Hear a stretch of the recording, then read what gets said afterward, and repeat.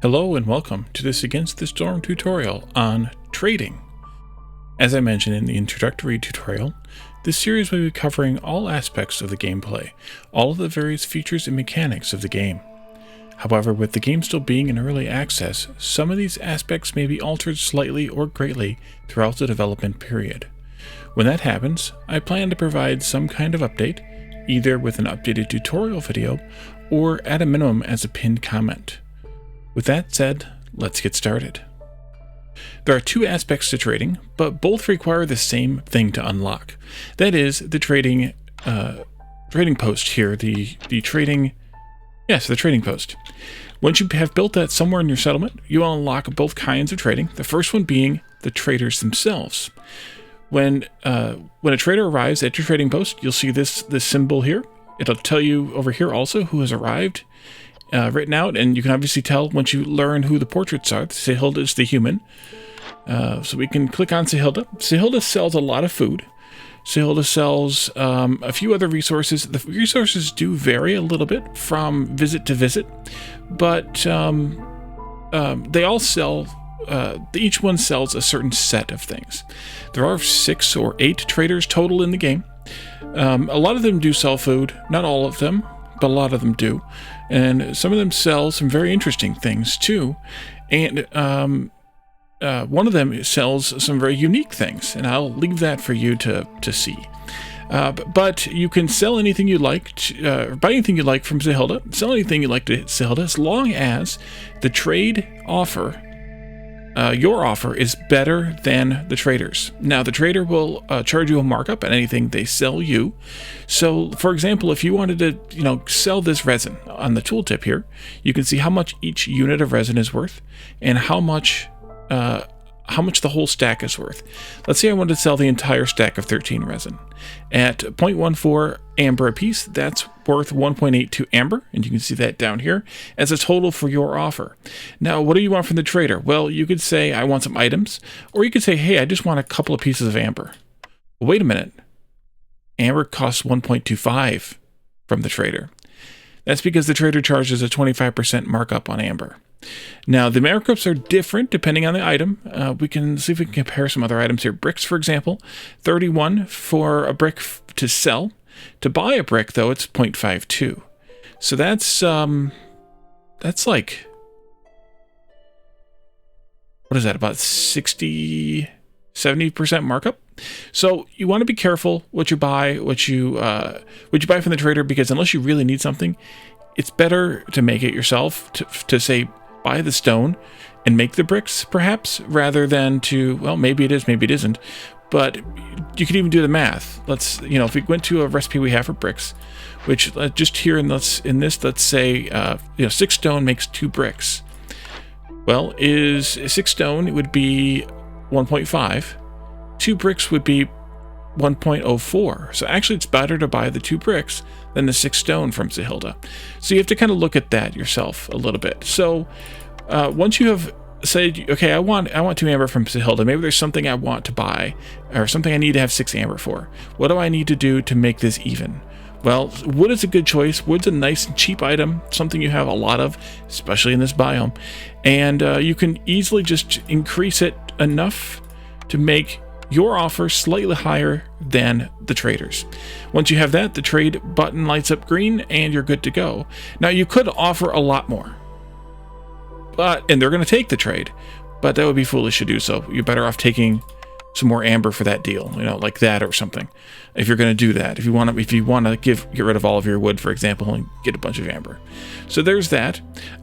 Some things you might want to save amber for are the perks and blueprints that are offered down here from the trader. These straight up cost amber. You can see the prices here, and you just have to have the amber in your storage. Either have sold some stuff for amber immediately before, or have the amber from other sources here as well. So perks like production perks, 3 production perks actually from her. A perk like reputation, a half a point of reputation for 14 amber, maybe that's worth it.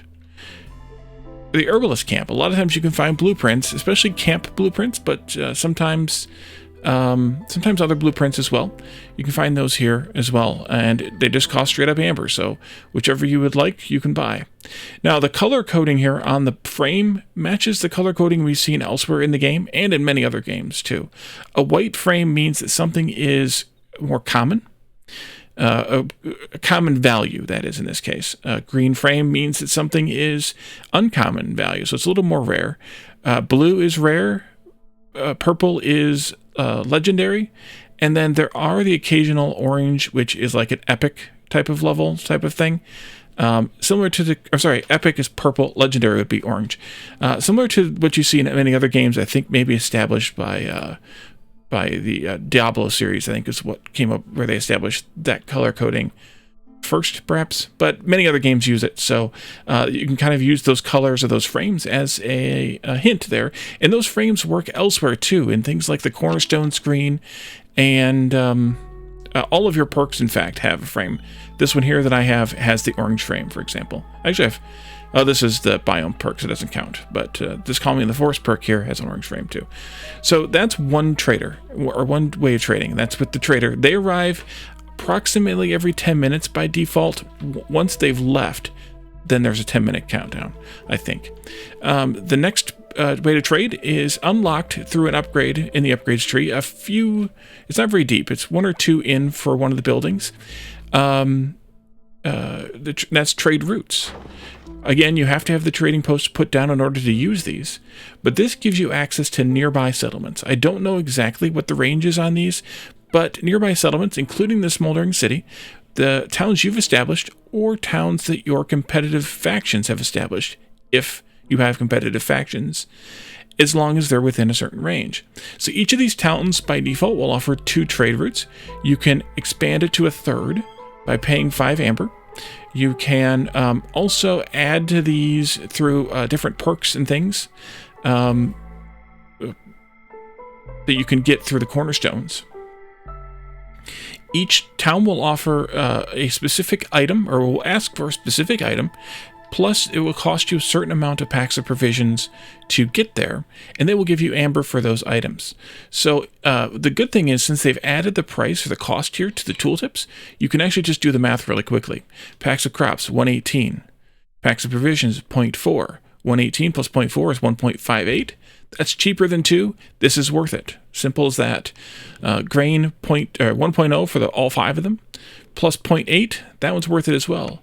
Suilo, who is, I don't know if these were my towns or if these were competitive towns, but you can also tell where they're at too. Marshland Settlement, Coral Enclave. Let's see if they can tell me. Oh, their factions are blank, so these are all my towns. If it was a faction town, I think it would show that faction there in the tooltip.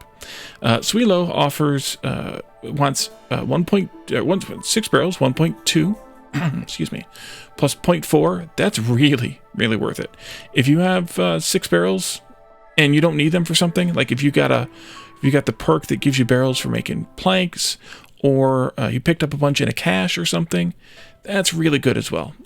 So just do the math on each of these, and you can see, usually the Smoldering City wants more simple stuff because they're the one that's always there, even when you are doing your first settlement on a fresh Blightstorm cycle map.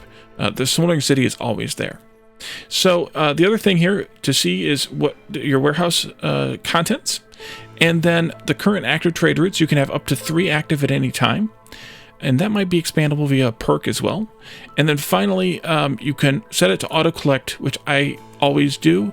I don't know why you wouldn't.